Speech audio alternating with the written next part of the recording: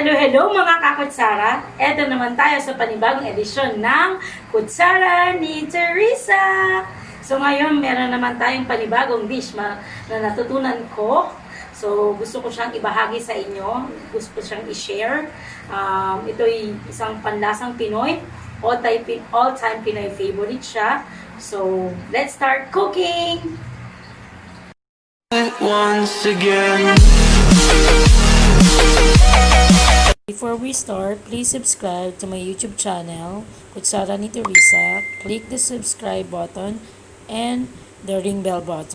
Hello, hello mga kakutsara! Kamusta kayo dyan? Happy 2021! So ngayon magluluto tayo ng chicken liver and gizzard adobo. Okay, so ano to? All-time Pinoy favorites na naman siya. Panlasang Pinoy. So, ito po ang ating mga ingredients para sa ating chicken liver and gizzard adobo. So, itong chicken liver, chicken gizzard, 1/4 cup vinegar, white vinegar.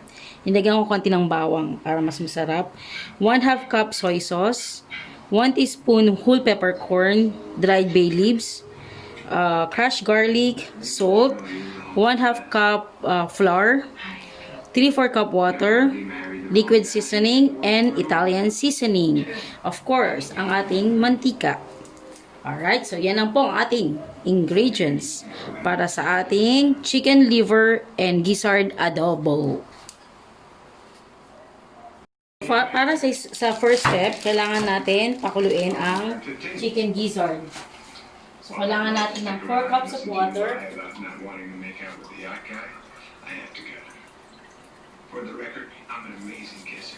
Ayan, 1.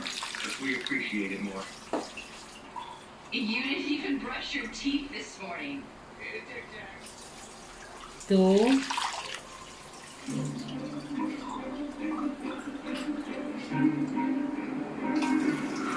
3.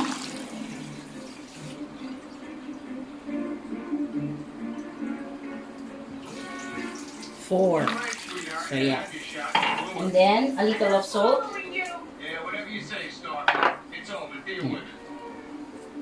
Ayan. So, pakuluin natin siya ng 10 minutes.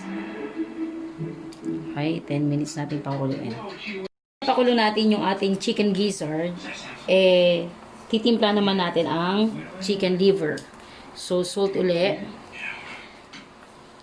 Ayan. And then, kung wala kayong garlic powder, pwedeng crushed garlic konti. And, ganun mo lang. And then, yung Italian seasoning. Ayan. Ayan. Yan din sa kabila. Ayan. Baba din natin to ng mga 10 minutes. Ayan.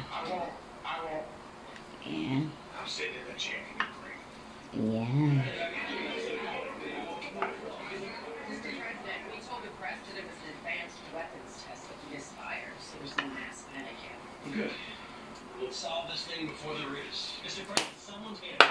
At konting liquid seasoning. Yan.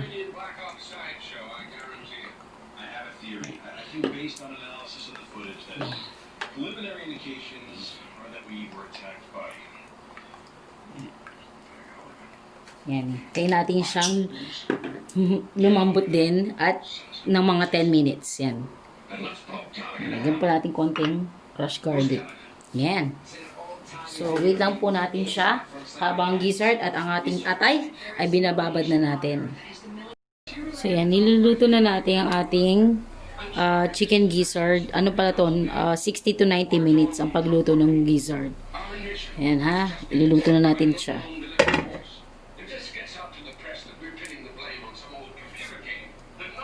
So, after 60 minutes, naluluto na ang ating gizzard. So, malambot na yan. So, isusunod natin ang pag-prepare naman ng ating chicken liver. Okay? Babad na natin ito ng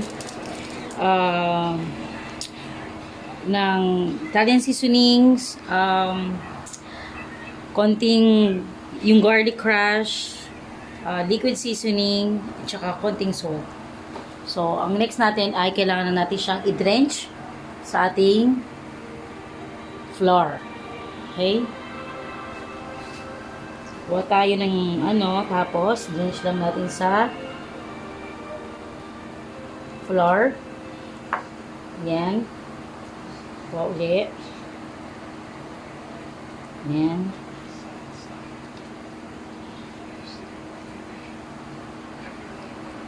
Okay. Drench lang. So, hanggang sa matapos mo yung lahat ng liver. Chicken liver. Dredge lang natin siya. Okay.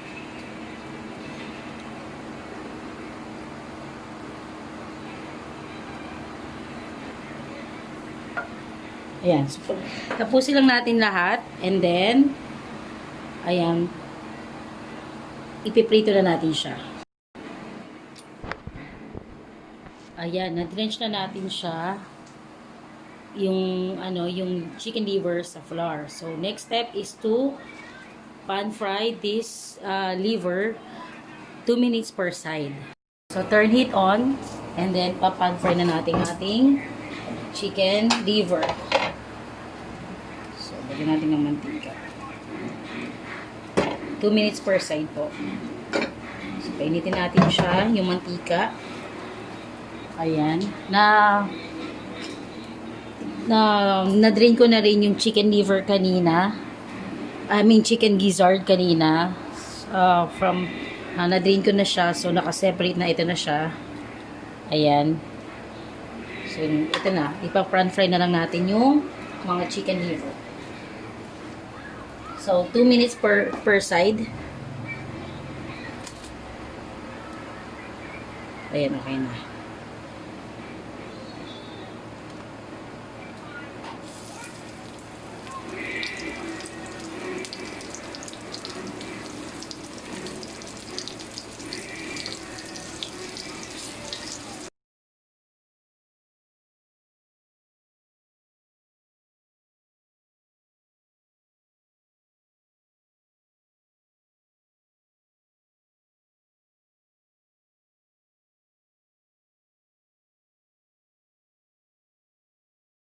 So, last batch yan. Tapos nitong unang batch, napalito na pan fry na natin. So, second na to. Ito na, last na to. Tapos, next step ulit. So, kukunin na natin siya, yung mga luto na. And then, we will proceed to the next step. Ayan, natanggal na natin siya. So, on the same pan, i-fry na natin yung garlic. Ayan, yung fresh garlic. And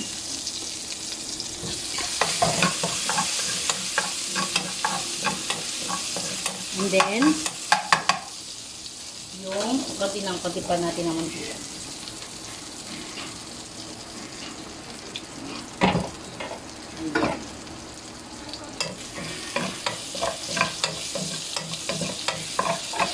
Ayan. Pag na natin yung garlic, ilagay na natin yung gizzard. Hindi natin gizzard.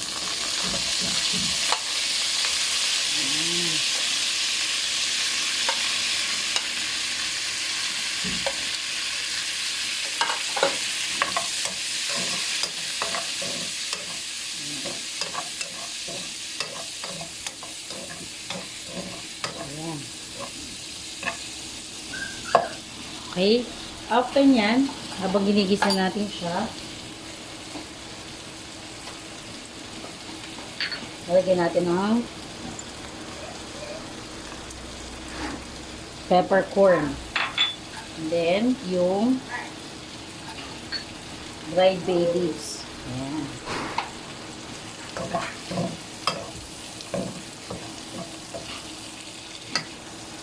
Ayan.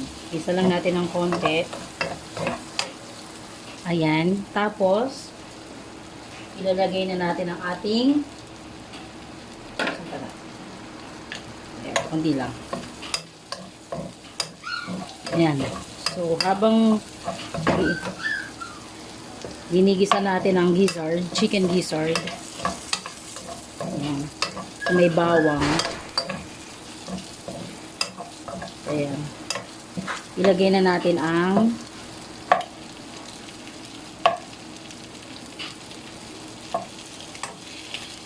palasayin lang muna natin yung bawang sa ano, sa ang gizzard sa bawang na may peppercorn. So, i-roast lang natin konti din yung peppercorn para yun yung aroma niya lumabas. Isa na natin siya. Nasutin na natin ang gizzard sa may garlic and peppercorn. Sunod na natin ang chicken liver. Ayan.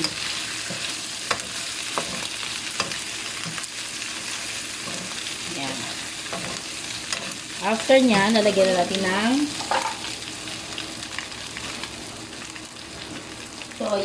soy sauce. Ayan. And yung water. Ayan.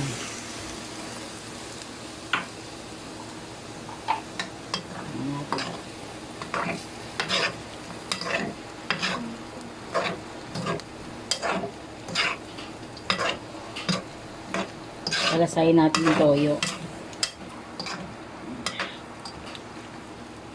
Okay. Ayan.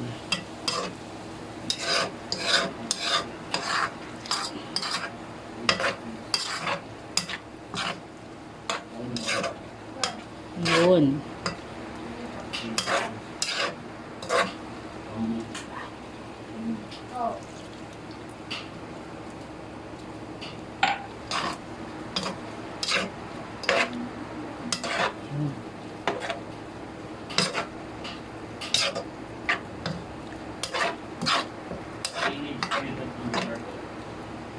Ayan, so yan na siya.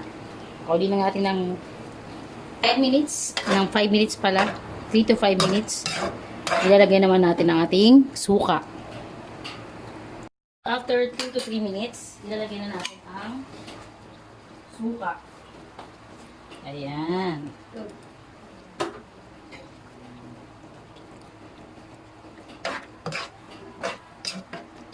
So, depende sa taste nyo kung gusto nyo pang lagyan ng suka, kung kulang pa sa asin or ano, pwede nyo lagyan. At yung iba naglalagay ng konting asukal. So, depende sa taste nyo po kung gusto nyo pong lagyan ng asukal o hindi. And then, itong natitirang para lumasa. So, yun na. So, hintayin lang natin siya ng mga, siguro maano lang, reboil lang to. I-reboil lang natin siya. And then, pwede na siyang kainin. Ayan. So, tignan nyo kung okay na.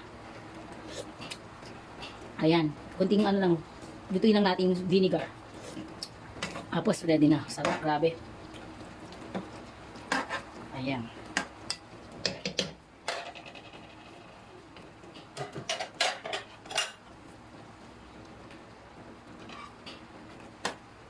Kasi malambot na yung, ano, malambot na rin yung gizzard and yung liver.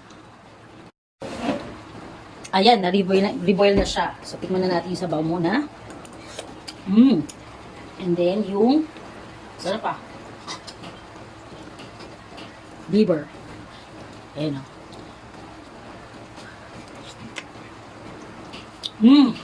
Sarap. And yung tikman natin kung okay na talaga yung gizzard.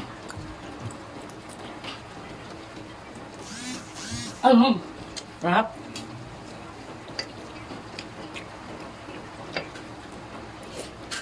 Ayan, okay na. Okay, ito na ang ating chicken, liver, and gizzard adobo. Alright, let's eat mga katips, mga kakutsara. Thank you again guys for watching, and to God be the glory.